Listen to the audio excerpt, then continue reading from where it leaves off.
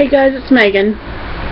So, there comes a time when you're bored and you're sitting on your computer or watching a video or on your phone or something, and you're wondering, can I find anything that will entertain me today? Because most of the things that I'm usually interested in, I'm bored with. So, I've mentioned this before in several videos, and like a lot of things, it probably just goes like over, or some of you guys might listen to it, I don't really know. I yammer on a lot, so bear with me. This kid and his brother and his family that I follow on YouTube, McJuggernuggets, Larry's Lounge, Big Brother, I don't really subscribe to his girlfriend's channel just because I think she does a lot of covers, song covers and stuff, and it's her thing, but it's not really my thing, but more power to her. Well, I watch all these things that brothers do to each other. They get themselves in these situations, and one tries to one-up the other one, and then they have it out, and somebody does something to somebody else. Well, this past week, past couple weeks, alright, Jesse's brother, Jeffrey, Jesse's birthday was last month, and they were sitting around the table. It was him and his friend Corn, I think, and Mom and Dad, and I don't think Uncle Larry was there. Oh, Juliet was in town. So they had gifts at the table, and Juliet had bought a cake for him and everything. Well, he got the gifts from Corn. Corn gave him a ping pong table, or ping pong balls. His mom and Dad, although Dad didn't know, I don't think, what Mom was getting, gave him a Wii U, and Dad basically destroyed that. Well, his brother gave him a Victoria's Secret bag full of dog poo. Well, he lashed out, and it was this big thing, and his dad threw the Wii U at a glass door and broke the Wii U. Did not break the glass door, but then Jesse threw it a few times, and it punctured and shattered the door. Well, then Mom got mad at Jeffrey for giving him a bag of poo, made him go and get something for his birthday, something nice. So he said, okay, I'll put your car in the shop and I'll get a new sound system put on it. I have a buddy who can do that. He's like, okay. Well, car was out of commission for a few days. Jeffrey brings it back, puts it in the driveway, and then he heads to New Orleans the next day. Well, Jesse's inside sleeping. He comes out and sees his car is hot pink. I mean, granted, it's Breast Cancer Awareness Month, but you don't walk around with hot pink car and license plate Juggies because of his followers. They call them Juggies. So he gets really angry at that, like off the charts angry. Sorry, I thought I heard something on the porch. Okay, he gets angry, and his brother has this 1987, 80-something motorcycle that's in the garage. Well, let me preface this. Let's back up a little bit. After the whole thing with Jesse and his family on his birthday, he decided he wanted to have his own space, but he couldn't move out yet. So they have this big giant shed they call a Morton building, because it's got a lot of like tools and workspace and all kinds of stuff, like a multi-purpose type room. Well, he orchestrated the building of a room inside of there. And they got the walls up, they got a window on it, which they didn't need the window, but whatever. They painted it, they had this big epic paint fight. There's like lots of different colors of paint everywhere. And it's a building that's kind of cold. They insulated the walls, they got the electrical in there, but not everything's hooked up yet. Well, they got to finish it and put a drop ceiling and a floor on.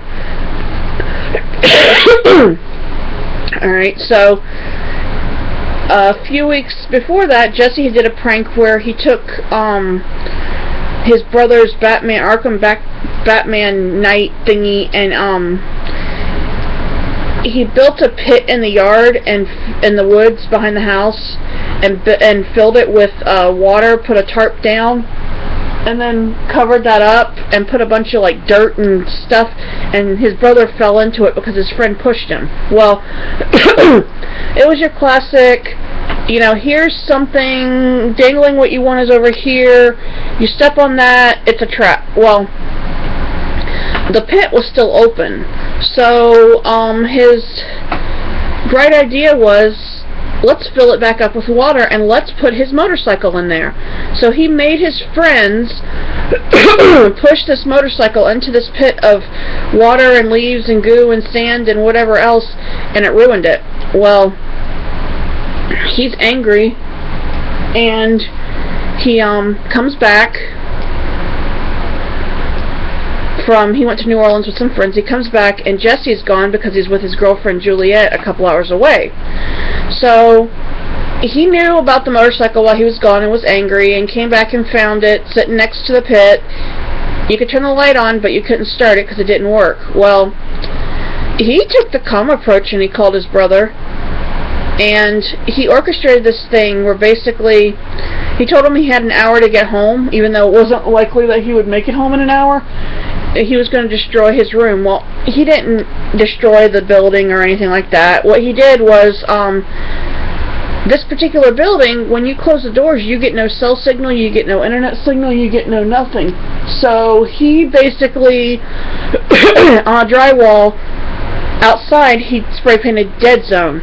And, you know, Jesse thinking, oh, Jeffrey went in there and destroyed my room, I'm gonna get... He basically flew back from, I think he was in Philadelphia or something. Don't push the button. He just put up another video, I'll watch that later.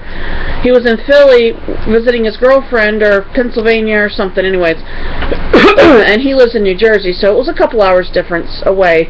He flew back from his girlfriend's, like, on the interstate and in the car, and made it back, goes all the way out to the Morton building where his room is being built, thinking, oh, you know, he's destroyed my walls, he did all this and that. He goes in, and of course Jeffrey's hiding outside, and has it rigged to where as soon as he goes in, he can lock him in, and not being able to get cell coverage or anything like that, you're stuck there. So he was basically stuck in the Morton building for probably a good 12 plus hours until his Uncle Larry and his friend Corn and his Uncle Larry was coming to work on the walls and stuff for that room because they're trying to get it habitable, and he froze out there. Little did he know there was a big giant space heater out there.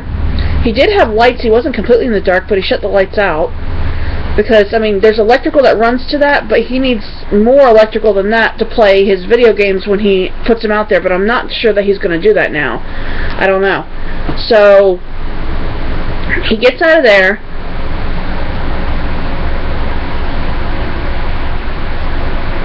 and when his video ended, he was walking, his friend Corn, Uncle Larry got him out of there, and then he was walking up to the house, and that was how his video ended. He does have a room inside the house. He's gotten kicked out of the house a few times, so I'm betting if he was really smart, save your money instead of building up in this Morton building and go get your own place. Rent a house, rent an apartment. I get you don't want to rent something, you want to own it, but what are you doing with your parents? You're giving them money to, you know, basically rent the room you're living in, so whatever. And he built, I think he paid for all the building materials for this stuff at Lowe's, I'm not really sure, but it astounds me because I was watching him and he said, I deserve whatever I get because of how I treated my brother. Well, he's right. He did deserve what he got. But that doesn't mean that, you know, people should be spiteful. That's not right.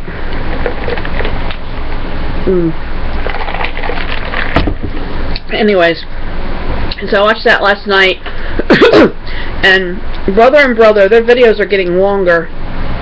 It's almost the length of a regular sitcom show. You sit there and watch it. I've spent many hours watching their videos. This kid is bipolar, and he goes off the rails. And when he gets angry, one of his things that he does is he starts taking his clothes off. He starts with his shirt or whatever he has, and he just runs. I mean, it's weird because he's like 20-some years old, but whatever. Anyways, so yeah, that's the thing on his videos. And then I'm waiting for my mic to come in the mail. I just got it out yesterday to get sent back, and hopefully I'll get a one that actually works to come in the mail. Let's see. I'm trying to think of what else is really going on. Jamie told me my last video was bad. He's like, you just sat there and yammered on, and I'm like, well, if you actually watch my videos, over the 200 videos that I actually have, I do a lot of just sitting there yammering on. You guys know that. And those people that actually sit there and listen to me, thank you. And those that just start listening, look at the length of the video and say, yeah, I'm not watching that. At this point, I'm already after 10 minutes into it, so I doubt if you're one of the ones that look at it for a minute or two and then turn it off, you'll even get to this point. Thank you to the ones that are actually watching my videos no matter what I say or what I do. I want to get some better stuff out, and I'm thinking of different scenarios of things that I can do. And so far, nothing's flourished, but we will see. Sometimes when I'm sitting here and I'm thinking, I listen to some music, or I'll have music, well, I still listen to it, but I'll watch music videos. I have them up on Vivo on my TV. And, you know, sometimes I get inspired by an idea or whatever. Last night I was listening to Taylor Swift, and she is very, like, I don't care if you don't like her music, okay? That's the irrelevant part. For a 20-something-year-old who started out as a teenager in the lucrative business that it was, or even younger, she has an active imagination that comes up with some really awesome ideas for videos.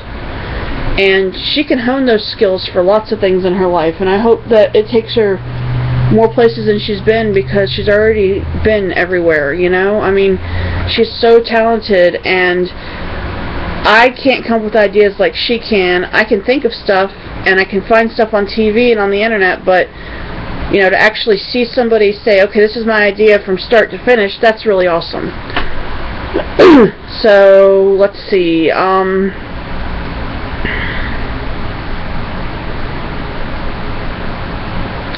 I don't really have much else, so I'm going to close this video, and I will get some more stuff out to you guys soon.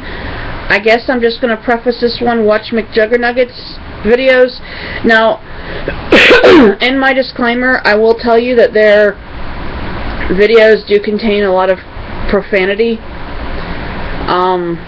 I wish they would, you know, kind of do away with it, or even minimize it to the point where it's just like, oh darn, or something. But, you know, I can't be... I can put what I want in my videos. I can't make somebody else put what they want in theirs. So, that being said, I'm going to close this. Thanks for watching. I will catch you on the flip side.